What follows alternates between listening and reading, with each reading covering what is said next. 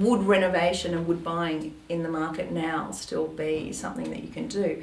Renovation is actually the one kind of go-to strategy in my mind that actually gets people through this. So, I talk about using, getting to the right location. So, every month I do an analysis of over 8,000 suburbs.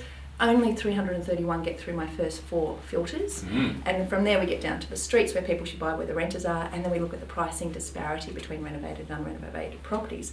So people who are buying now because everyone's in chaos and confused and worried are buying, putting the Trident strategy in place. They're buying below the market because they're negotiating because everyone's worried.